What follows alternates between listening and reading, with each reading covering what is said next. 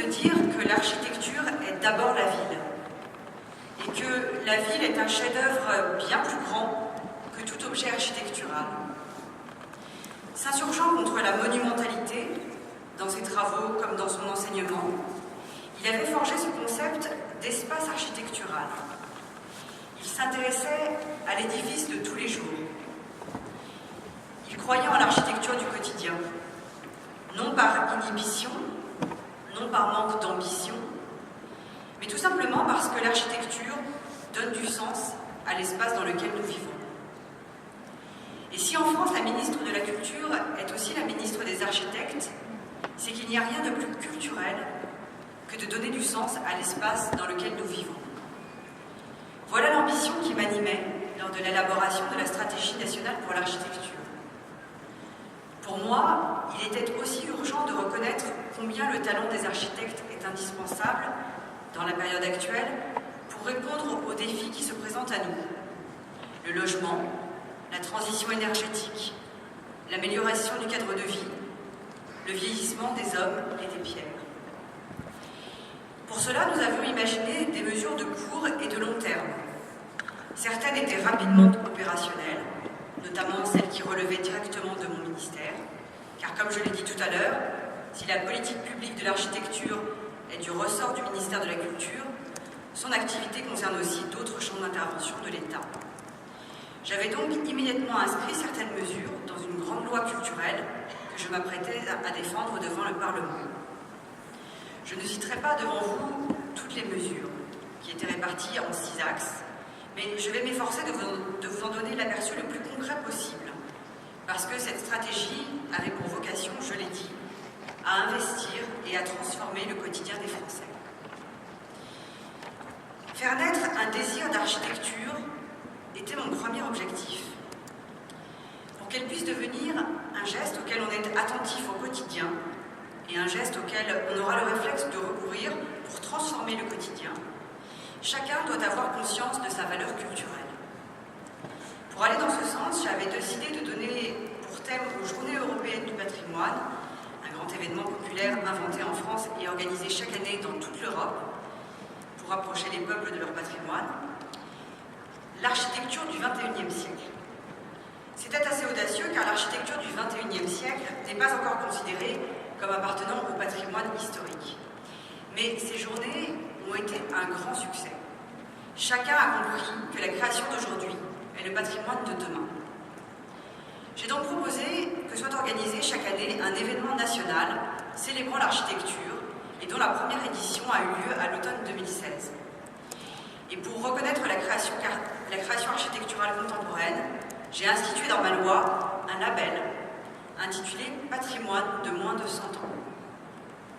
Par ailleurs, pour que ce désir soit fondé sur des bases solides, parce qu'il est fondamental que ceux qui prennent les décisions, instruisent les permis de construire, conçoivent les politiques d'aménagement, puissent aussi en saisir toute l'importance, j'ai proposé de mettre en place des formations à l'architecture et à l'urbanisme pour les fonctionnaires de l'État, des collectivités territoriales et des élus. Dans un monde que nous souhaitons plus soutenable, tout bâtiment doit avoir plusieurs vies. Mon deuxième objectif était de donner aux architectes les moyens d'y travailler, a fortiori lorsque cet édifice est remarquable. Il s'agit d'un enjeu majeur qui est celui de l'architecture de transformation.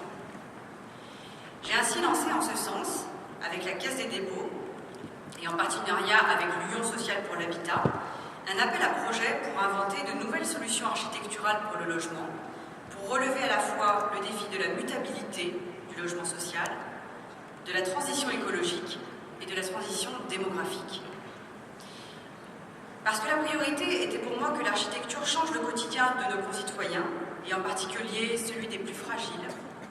C'est dans les quartiers prioritaires que j'ai souhaité que ce travail de transformation soit engagé. Leurs habitants, qui sont parfois les habitants les plus en difficulté, ont aussi droit au beau. Ils ont droit aussi de mieux comprendre l'environnement dans lequel ils vivent et de quelle façon il est possible de les transformer. J'avais engagé un partenariat étroit dans ce sens avec l'Agence nationale de la rénovation urbaine dans le cadre du programme de rénovation suivant. Par exemple, les services territoriaux d'architecture et du patrimoine des services déconcentrés du ministère de la Culture devaient apporter leur expertise au territoire en les conseillant sur l'intégration des aspects architecturaux, urbains et paysagers dans le diagnostic des quartiers. Si l'on veut que l'architecture puisse continuer à déployer dans l'espace quotidien son inventivité, alors il faut rapprocher les univers professionnels de l'architecture, de la construction et du cadre de vie. La réussite culturelle, scientifique, technique et le rayonnement de l'architecture reposent de fait sur le triptyque enseignement, recherche, métier. Et les écoles d'architecture en sont l'épicentre. C'est aux écoles d'architecture que j'avais par conséquent souhaité consacrer le troisième axe de la stratégie nationale pour l'architecture. Les mesures comprenaient la création d'un statut unique d'enseignant-chercheur, permettant un double ancrage académique et professionnel du corps enseignant, la mise en place de chaires partenariales de recherche en lien avec les acteurs économiques, par exemple sur des sujets comme la réhabilitation du patrimoine du XXe siècle, ou encore l'amélioration des conditions d'insertion professionnelle des jeunes architectes diplômés. Il me semble aujourd'hui nécessaire, pour ce dernier point, de créer des chantiers démonstrateurs, des incubateurs, des Fab Labs ou des espaces de travail communs, de coworking, dans les écoles d'architecture. J'avais lancé un appel d'offres à cet effet, un appel à projet à cet effet, et depuis, beaucoup d'écoles ont déjà commencé à mettre en place ces nouveaux lieux. Ce quotidien, cet espace vécu, les citoyens souhaitent précisément qu'il s'améliore, qu'il se transforme, quel que soit le territoire où ils vivent. Qu'il s'agisse de leur maison, de leur quartier ou du lotissement qu'ils habitent, les architectes sont parfois les seuls en mesure de leur apporter des réponses.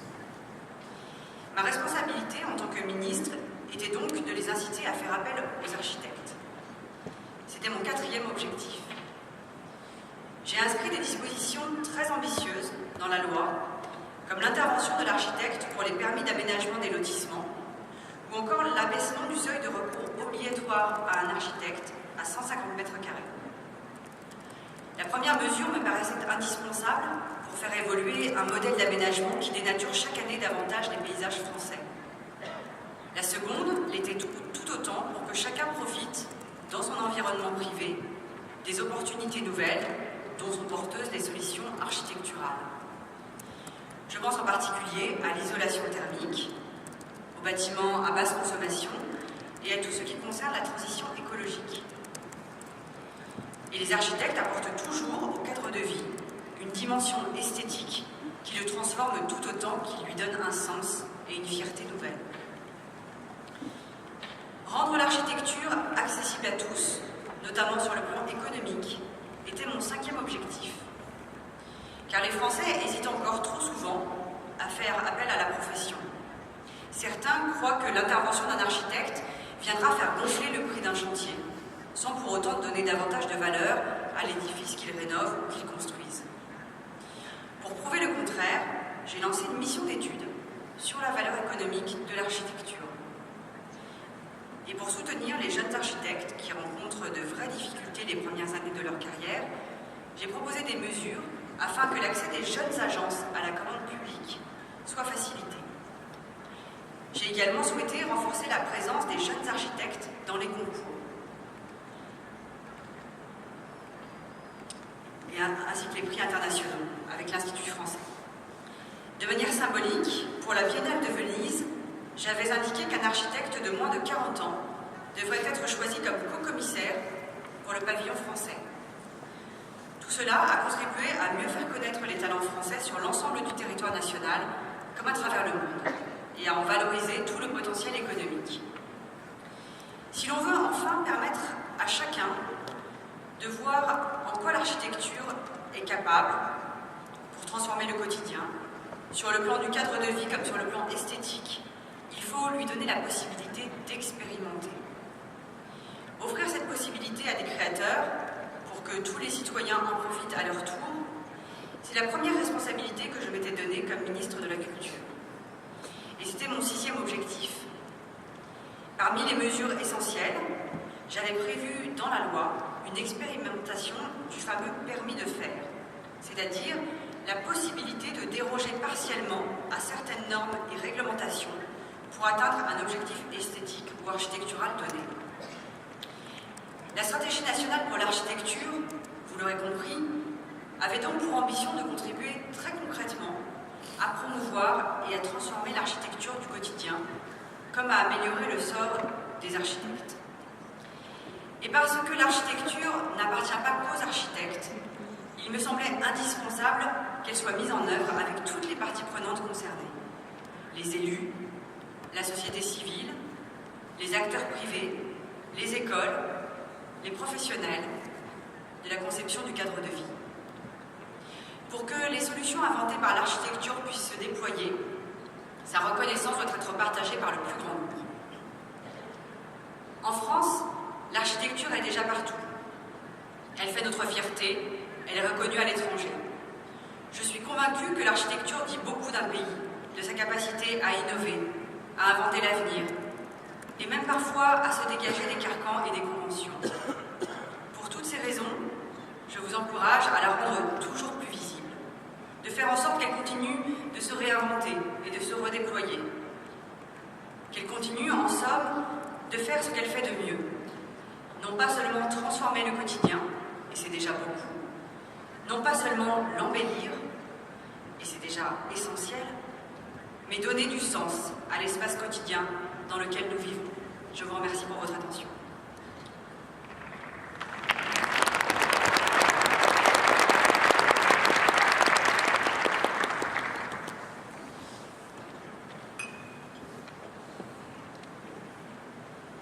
여러분 즐겁게 들으셨나요? 기대한 만큼 아주 의미 있는 강연이었던 것 같은데요. 자, 이번에도 좀 질문을 풀어보는 시간을 좀 갖도록 하겠습니다. 이번에는 하른조 건축가님께서 다시 올라오셔서 인터뷰 시간을 가져보도록 하겠습니다.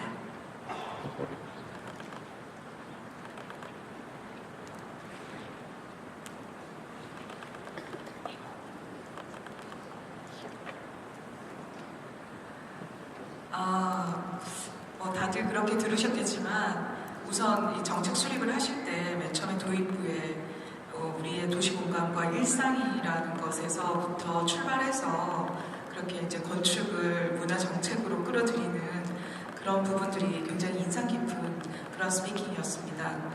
그 가운데서 저희가 이제 사실은 저는 정책 전문가도 아니고 여기에 계시는 많은 분들이 정책 전문가가 아니라 이제 대부분 많은 건축가들이 많으신데요. 그분들 편에서 저희가 궁금한 점들을 정책과 관련해가지고 여쭤보겠습니다.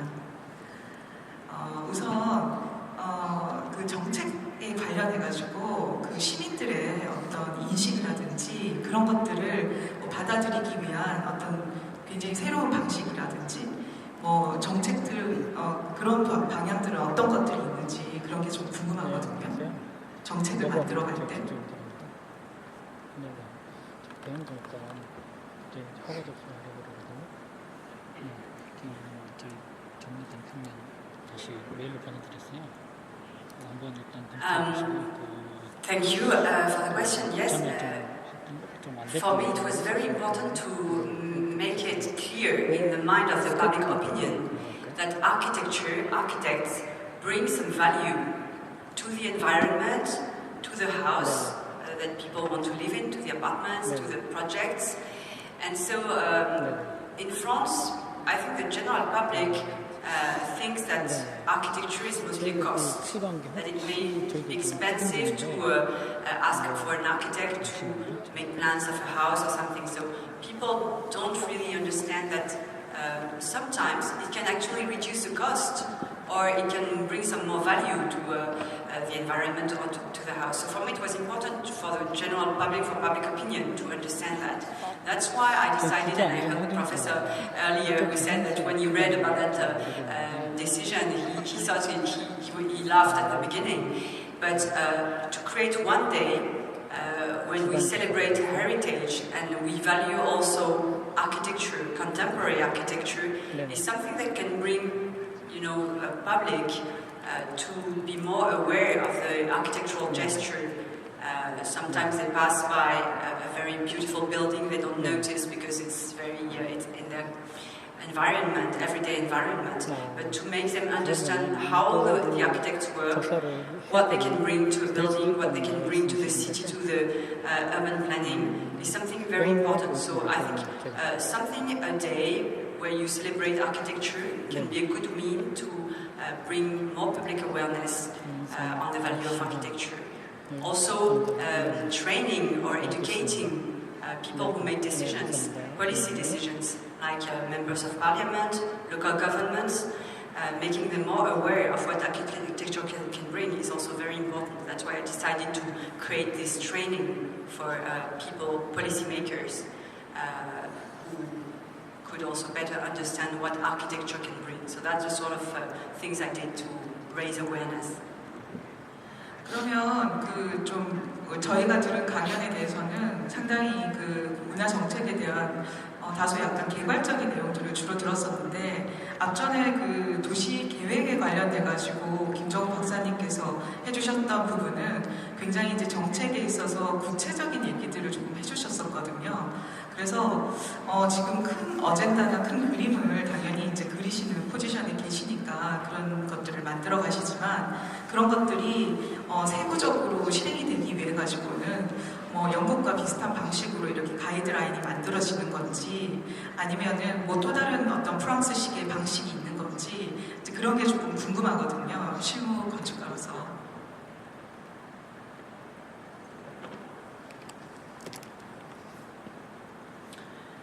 Yes, actually it was the document that Professor showed on screen at one point. I'm sorry, I think it's only in French, and it probably is on the website of the Ministry of Culture.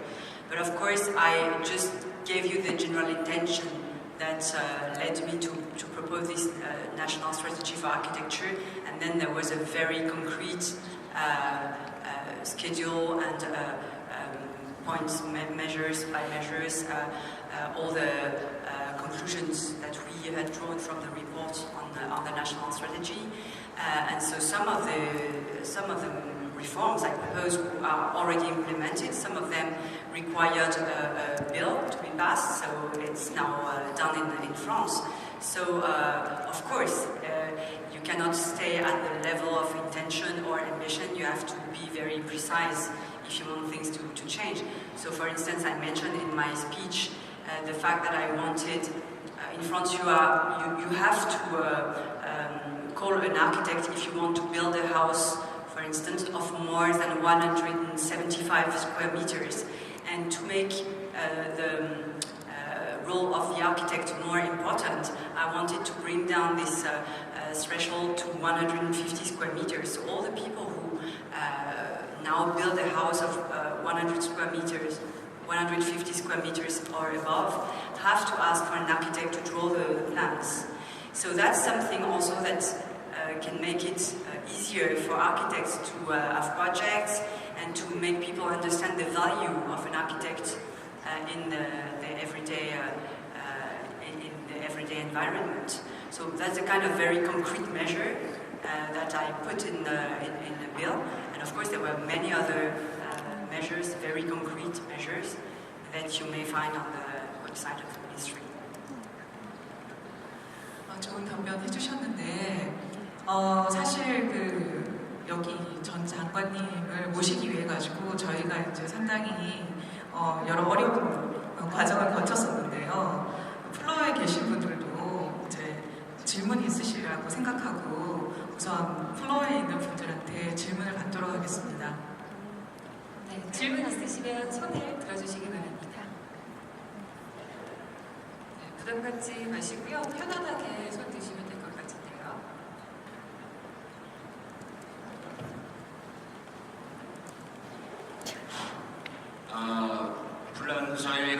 프랑스 파리에 가면요, 유명한 건물, 현대 건물들이 많이 있어요.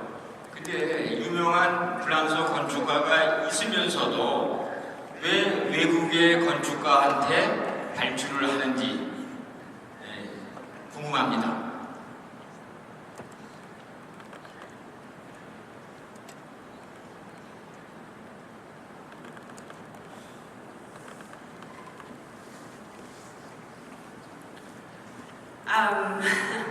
it's a question that sometimes French architects ask also. Actually, the